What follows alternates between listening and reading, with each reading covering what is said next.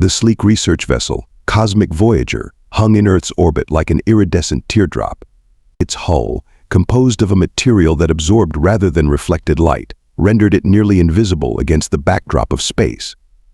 Commander Blix stood at the observation deck, 6 spindly appendages clasped behind his back, compound eyes reflecting the blue-green jewel beneath them.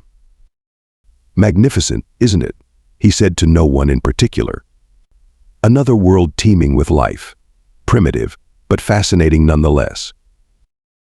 Lead xenobiologist Pelnara slithered up beside him, her scaled body making a soft rasping sound against the polished floor. "Commander, I've completed the preliminary scans. This planet hosts over 8 million distinct species. It's a biological treasure trove." "Any sentience?" Blix asked, mandibles clicking with interest. "Just one.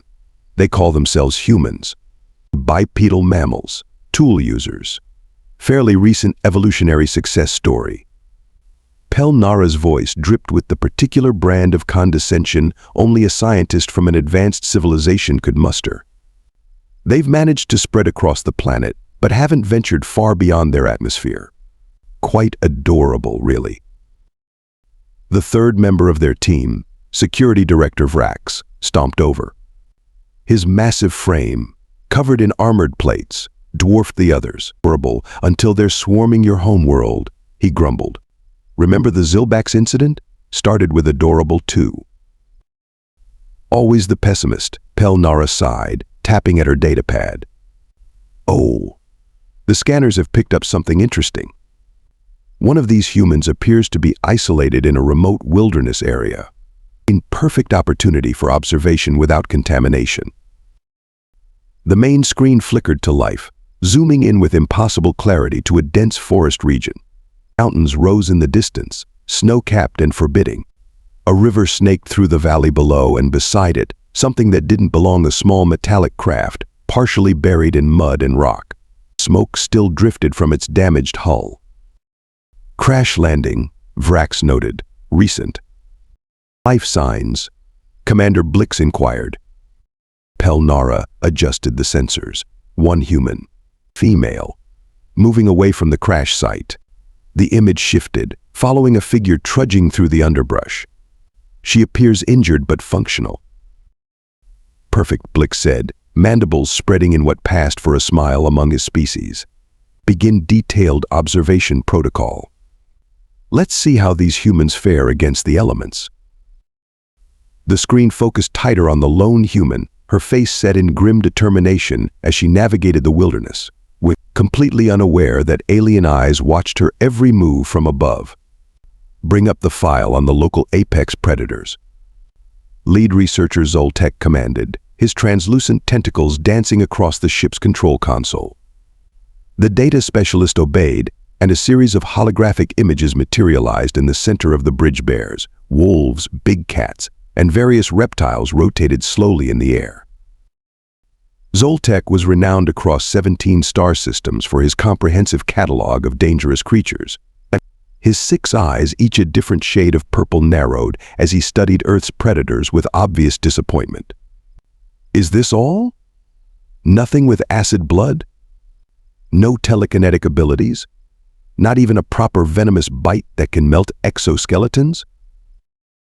Biologist Nara VI approached the display, her elegant frame gliding across the floor.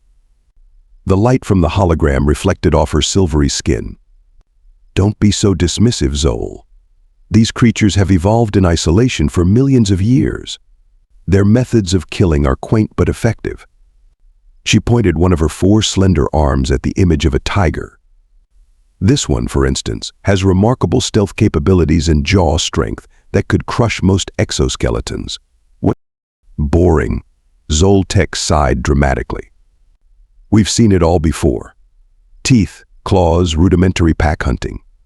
I was hoping for something innovative." Security Officer Krell, who had been silently monitoring from his station, let out a rumbling laugh that sounded like rocks in a blender. His massive body, covered in natural armor plates the color of rust, shifted as he stood. "Always chasing the next deadly thrill, eh, Zol? One day, that attitude will get you devoured." His facial spines flexed in amusement. "That's literally why we brought you along, Krell," Zoltek retorted. "To prevent the devorment of valuable scientific personnel." Naravi ignored their banter, zooming in on the stranded human. "What about this species? The humans? Where do they fall in the predatory hierarchy?" Zoltek waved a dismissive tentacle. "Barely worth mentioning. Look at them, no natural weapons, thin skin, laughable muscle mass. Classic prey species that develop tools to compensate for evolutionary inadequacies. They're apex in their ecosystem," Naravi noted, scrolling through data. "They hunt nearly everything on their planet." "With technology," Krell grunted. "Take away their toys, and they're just walking meals. The female we're observing has minimal tools. She'll likely become food for something more evolved within days." He pointed to a blinking dot on the terrain map. "There's a large predator moving in her direction already." "Excellent," Zoltek exclaimed, suddenly interested. "This will provide valuable data on how prey species like humans fare against natural predators. Set up the observation drones and prepare the recording equipment." "Isn't that a bit callous?" Naravi asked, hesitating.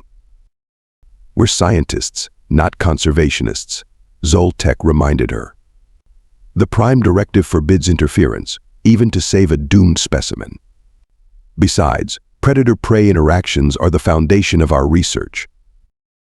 Krell checked his weapons anyway, a habit born from centuries of security work. "Let's see what happens.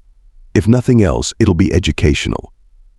Elise Blackwood surveyed the wreckage of a research shuttle with a grimace. 3 days of interplanetary surveying ended by a simple mechanical failure. Just her luck. "Well, that's not going to fly again," she muttered, kicking a twisted piece of metal. The emergency beacon was transmitting, but in this remote region, it could be days before anyone picked up the signal. Her survival training kicked in, immediately assessed the situation, inventory supplies, establish shelter, find water, secure food. Basics. From their observation chamber, the aliens watched with increasing interest as Elise methodically salvaged what she could from the crash. She tested the edge of a broken panel, nodded with satisfaction, and began cutting branches with it. "Fascinating," Naravi whispered, recording every movement. "She's fabricating tools from the debris." Zoltek grunted. "Basic adaptation. Even the simplest organisms can repurpose objects." "But look at the complexity," Naravi insisted. "She's creating a shelter that accounts for water runoff, wind direction, and ground insulation. That requires abstract thinking." On the screen, Elise had constructed a lean-to against a rock face. She'd gathered dry moss for bedding and positioned stones to reflect heat from a small fire. She started using the shuttle's emergency flint. "I'm upgrading her intelligence assessment," Naravi announced. "She's demonstrating problem-solving skills consistent with Class 3 cognition." Krell's voice rumbled from behind them. "Intelligence won't save her from teeth and claws. The body is what matters in survival, and hers is inadequate." His upper spines flexed in dismissal. "No armor, no venom, no significant muscle mass. She might build clever shelters, but she'll still end up as dinner." "I don't know," Naravi mused, watching as Elise fashioned a crude spear from a metal rod and began sharpening its tip against a stone. "There's something in her eyes. A hardness. A hardness. I've seen it before in species that exceed their biological limitations." "You're anthropomorphizing," Zoltek chided. "She's merely following instinctual survival patterns. Let's continue monitoring and see how long she lasts before something hunts her down." Dawn broke over the wilderness, painting the sky in hues of orange and gold. Elise had been stranded for 3 days now, establishing a routine of gathering food, reinforcing her shelter, and maintaining a signal fire. The aliens had been impressed, albeit reluctantly, with her resilience. "Alert. Large predator detected," the ship's AI announced, its emotionless voice cutting through the observation deck. The main screen shifted to display a massive creature moving through the forest undergrowth, roughly 2 kilometers from Elise's camp. It resembled an earth grizzly bear, but was half again as large, with shoulders that stood nearly 12 feet tall when upright. Its fur was a mottled pattern of browns and blacks, perfect camouflage in the dappled forest light. Most striking were the twin rows of teeth visible when it opened its mouth to scent the air, each fang as long as a human forearm. Magnificent, Zoltek exclaimed, practically bouncing with excitement. Oh, Ursus Maximus terroris, if I'm not mistaken. I thought they were confined to more northern regions. Nara V consulted her database. Technically, they are. This one appears to be an outlier, perhaps displaced by the recent forest fires we detected in its normal habitat range. Krell leaned forward, eyes gleaming with professional appreciation. I've encountered these before, during the geological survey of this continent. Powerful enough to decapitate a large herbivore with a single swipe. Their bite force exceeds 2,500 pounds per square inch. And it's heading directly for our human subject. Zoltek could barely contain his scientific enthusiasm. This is unprecedented data collection opportunity. No recorded observations exist of an unarmed human encountering this apex predator. On screen, the creature, which locals called a dire bear, moved with surprising stealth for its size, each step carefully placed, nose constantly testing the air. It had caught Elise's scent and was now stalking with purpose. Probability of human survival? Zoltek asked. The ship's AI calculated briefly. Based on known parameters, 0.027%. Initiate full spectrum recording, Nara V commanded, her own scientific curiosity overriding her earlier compassion. Biological monitors at maximum sensitivity. I want to document every hormone spike, every muscle contraction as the predator makes contact. Krell checked the weaponry at his hip, a long-standing habit. Shame, really. She showed promise for a soft species. That's the beauty of natural selection, Zoltek declared, settling into his observation chair. It's merciless but efficient. Computer, deploy micro-drones for ground-level recording. I want this encounter documented from every angle for the Galactic Predator archives. Perhaps we should alert her? Nara VI suggested half-heartedly, knowing the answer. And violate the Prime Directive? Absolutely not. Zoltek's tentacles waved dismissively. Science requires objective observation without interference. The human's death, while unfortunate, will provide valuable insights into predator behavior and prey response. The micro-drones, each no larger than a housefly, streamed from the ship, positioning themselves in a three-dimensional grid around Elise's camp. The massive predator continued its approach, now less than a kilometer away, and moving with increasing purpose as the human scent grew stronger. Begin countdown to contact, Zoltek ordered, unable to hide the excitement in his voice. This will be the highlight of this expedition. Elise froze mid-stride, water canteen halfway to her lips. Something wasn't right. The forest had gone silent, no bird song, no insect chirps, just the whisper of wind through leaves. Her years as a wilderness guide before joining the survey team had taught her one critical lesson: when the forest goes quiet, you're being hunted. She casually set down her canteen and reached for her makeshift spear, trying to appear as though she was simply rearranging her gear. Her eyes scanned the tree line, looking for any unnatural movement. There, a shadow that didn't belong, moving with deliberate slowness between two massive pines. Too big for a wolf, she whispered to herself, way too big. From the observation deck, the aliens watched with mounting anticipation. She's detected the predator, Nara V noted with surprise. Impressive sensory awareness. Irrelevant, Zoltek dismissed. Detection without adequate defense merely prolongs the inevitable. Fascinating to observe the prey's stress response, though. On the ground, Elise was carefully calculating her options. The creature was between her and the camp. Running would trigger its chase instinct. Climbing a tree might work for a normal bear, but the glimpse she'd caught suggested this was something far larger. Backing away slowly, she murmured to herself. No sudden movements. She began edging backward, keeping her eyes fixed on the spot where she'd seen movement. The massive shape emerged partially from the tree line, confirming her worst fears. It was bear-like but grotesquely oversized, with shoulders that would tower over her if it stood. Its muzzle tested the air, catching her scent. "That's not a normal bear," she breathed.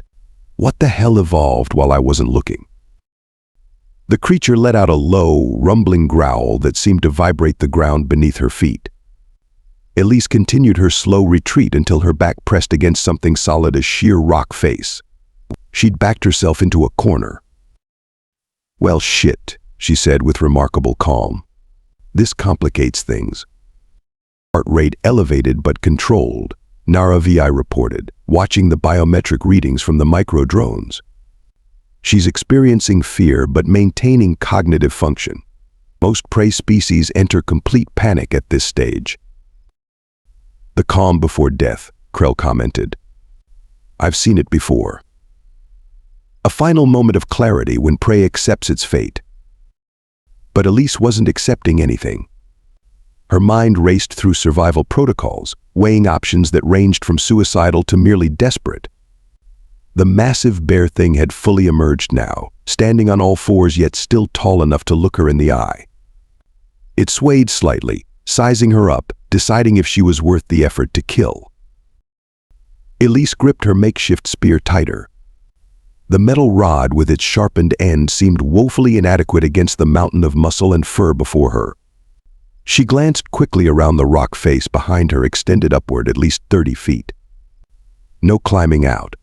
To her left, a steep drop-off into a ravine. To her right, denser forest that would slow her escape. The creature took a deliberate step forward. Then another. Its mouth opened, revealing rows of yellowed fangs, each as long as her fingers. The stench of its breath, a nauseating mix of carrion and musk, washed over her. Elise's stomach churned, but her resolve hardened. "Come on then," she whispered, voice steady despite everything. "Let's dance." "She's challenging it?" HFY said in disbelief. "That's not standard prey behavior." "Desperation takes many forms," Zoltek replied, though even he sounded uncertain.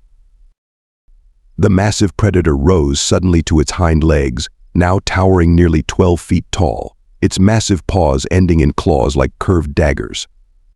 It let out a roar that shook leaves from nearby trees and would have sent most creatures fleeing in terror. Elise didn't run. She couldn't. Instead, she planted her feet firmly, raised her spear, and let out her own battle cry, a primal scream that contained all her fear, determination, and the absolute refusal to die quietly in these woods. "Most unusual," Zoltek murmured. "Most unusual indeed." The dire bear charged with surprising speed for its massive size, covering the distance between them in seconds. Elise waited until the last possible moment before diving to the side, feeling the rush of air as claws swiped through the space she'd just occupied. Effective dodge, Krell noted with professional appreciation. She anticipated the attack pattern. The bear's momentum carried it into the rock wall with a thunderous impact. Stunned momentarily, it shook its massive head and turned, rage burning in its small eyes. Elise used the precious seconds to scramble behind a fallen tree, putting at least some barrier between them. "Look at her positioning," HFY pointed out. "She's using terrain advantages to offset the size disparity." The creature roared in frustration and charged again, this time smashing through the log as if it were made of paper. One massive paw caught Elise's leg, sending her tumbling across the forest floor. Pain exploded through her calf as the claws tore through her flight suit and into flesh. "First blood," Zoltek announced clinically. Normally, this accelerates the predator's feeding response. The end should come quickly now. But Elise was already rolling back to her feet, ignoring the blood streaming down her leg. As the bear lumbered toward her, she snatched up a fistful of dirt and flung it directly into the creature's eyes. The beast reared back, pawing at its face in confusion and pain. "Practical thinking under duress," HFY said, her voice tinged with growing respect. "That's beyond instinctual response." Elise used the momentary advantage to retrieve her fallen spear. The bear, partially blinded, swung wildly in her direction. She ducked under one massive paw and drove her spear deep into the creature's shoulder. The makeshift weapon bent from the impact but held just long enough to penetrate the thick hide. The bear roared in pain and fury, spinning with unexpected agility. Its backhand blow caught Elise squarely in the chest, launching her several meters through the air. She slammed against a tree trunk, the impact knocking the wind from her lungs. "That's it," Krell said firmly. "Internal injuries from that impact alone would incapacitate most species." On screen, Elise struggled to her feet, gasping for breath. Blood trickled from the corner of her mouth, and she clutched her side where at least 2 ribs had fractured. The bear was advancing again, more cautiously now, the spear still protruding from its shoulder. "Her endurance is remarkable," Zoltek admitted, his scientific detachment faltering slightly. Elise backed away, scanning the ground desperately. Her hand closed around a jagged rock the size of her fist. As the bear charged again, she held her ground until the last second, and then twisted sideways while swinging the rock with all her remaining strength directly into the creature's eye. There was a sickening crunch as the rock connected. The bear bellowed in agony, its remaining eye wild with pain and rage. It swung blindly, catching Elise with a glancing blow that sent her sprawling once more. "She's damaging it systematically," Krell observed, his tone conveying newfound respect. "Targeting vulnerabilities." Bleeding from multiple wounds, Elise forced herself up again. The bear was disoriented now, shaking its massive head, one eye a ruined socket, the spear still jutting from its shoulder. She circled cautiously, looking for another opening. "How is she still standing?" HFY whispered. "Her vitals should be crashing from blood loss and trauma." On the observation screens, Elise's biometrics told an impossible story. Her heart rate was elevated but steady. Adrenaline levels had spiked to nearly toxic levels, yet her movements remained coordinated. Something primal had awakened in her body chemistry, something the aliens had never seen in their studies of Earth's creatures. The injured bear lunged again, but its movements were growing uncoordinated. Elise sidestepped and grabbed the protruding spear shaft, wrenching it sideways with a strength born of desperation. The metal rod snapped, but not before tearing the wound wider. The bear howled and stumbled, momentarily off balance. This was the turning point. In a move that left the alien observers speechless, Elise launched herself onto the bear's back, clinging to its thick fur. The creature bucked and spun, trying to dislodge her, but she held fast with one hand while the other drove the broken spear shaft deep into the base of the bear's skull, aiming for the gap where spine met cranium. The bear staggered, its movements growing erratic. Elise twisted the makeshift weapon, pushing it deeper with a primal scream that echoed through the forest. For several heart-stopping seconds, the massive creature continued to thrash. Then, with a final, shuddering groan, it collapsed to its knees before crashing onto its side. Silence fell over the forest. "Impossible," Zoltek whispered. His tentacles were completely still for the first time since the observation began. She killed it," HFY said, her voice barely audible. "An unarmed primate just took down an apex predator 5 times her size." Elise slid from the bear's back, legs buckling as she hit the ground.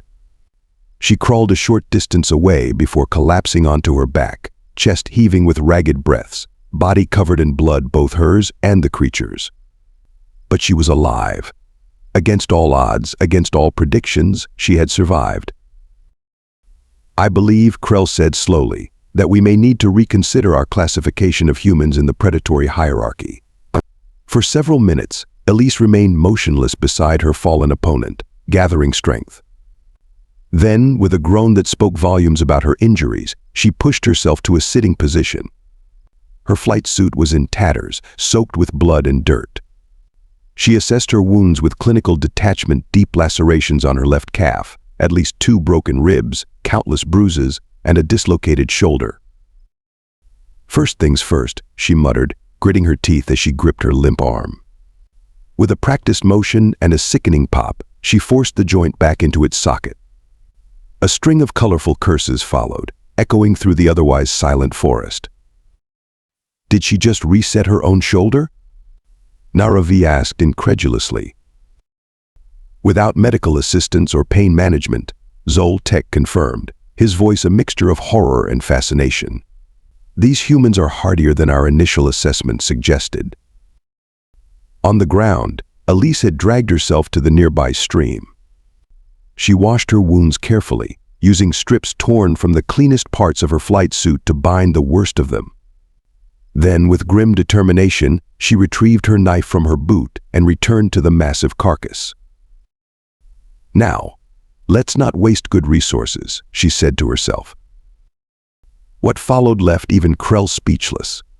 With methodical efficiency, Elise began processing the creature. She harvested specific organs, collected the blood in her empty water container, and began skinning patches of the thick hide. By nightfall, she had constructed a shelter from the bear's pelt, created rudimentary tools from its bones, and was cooking strips of meat over her campfire. "This completely upends our understanding of their species," Zoltek declared, his tentacles waving in agitation.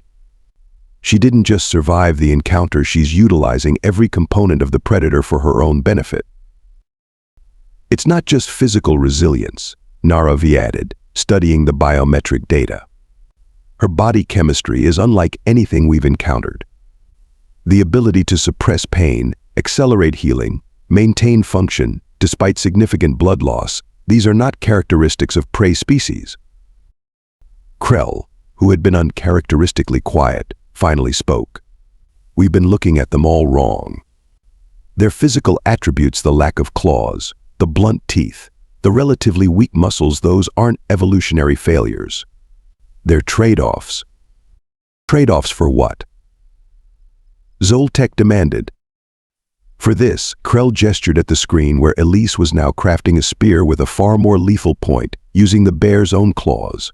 Problem solving under extreme stress, tactical adaptation, pain tolerance, endurance that borders on the pathological. They don't need natural weapons because they turn everything around them into weapons. Their greatest predatory advantage is their mind, Naravi realized, combined with a body built for persistence rather than power. A species of persistence predators, Zoltek mused, already drafting notes for what would certainly be a groundbreaking paper. Not the strongest, not the fastest, but perhaps the most terrifying. 3 days later, the alien research team gathered in the ship's conference chamber. Holographic displays showed Elise, now almost fully recovered, constructing a signal amplifier from parts of her crashed shuttle and components harvested from the predator. "I call this emergency classification session to order," Zoltek announced formally. But his earlier dismissiveness had given way to a nervous energy. "We need to reassess the designation of species Homo sapiens in the Galactic Threat Registry." Naravi flicked through her data tablet. "I've compiled the observational data. Subject Elise Blackwood has demonstrated capabilities that exceed our established parameters for Class 3 predatory species. Her defeat of the Ursus Maximus terrorists without technological assistance places humans in an entirely new category." "The implications are concerning," Krell rumbled. "If a single, injured female can take down an apex predator with minimal tools, imagine what they could accomplish with actual weapons and organized tactics." All in favor of reclassifying humans from moderately dangerous tool users to apex persistence predators, indicating a red-level threat assessment? Zoltek asked. All appendages raised in unanimous agreement. Further, Zoltek continued, I move that we recommend Earth be designated an extremely hazardous system, requiring special clearance for all future research expeditions. Again, unanimous agreement. Wonderful, HFY sighed, shutting down her equipment. We traveled 17 light years to study dangerous predators, and it turns out the most terrifying ones are the unassuming bipeds who haven't even developed interstellar travel yet. Krell's facial spines rippled in what passed for laughter among his species. Just wait until they start exploring the galaxy. I give it 1,000 years before the Galactic Council is paying them protection money. Let's make sure our report reaches the Council before that happens, Zoltek said, glancing nervously at the view screen where Elise was now fashioning a new hunting spear, a determined gleam in her eyes. I, for one, plan to retire to a nice, peaceful system as far from human expansion routes as possible. I hear the Andromeda Galaxy is lovely this time of millennium, HFY quipped. Not far enough, Krell grunted, only half joking. Perhaps we should investigate those new dimensional rifts in the Cygnus sector. A different universe might be the only safe distance. As the cosmic Voyager broke orbit and accelerated away from Earth, its database contained a new entry. Under the classification for humans, a simple notation had been added. Warning, deceptively fragile appearance. Extreme danger. Avoid direct confrontation at all costs. Approach only with overwhelming force or not at all. These persistent predators will not stop until either they or you are dead, and they are remarkably difficult to kill.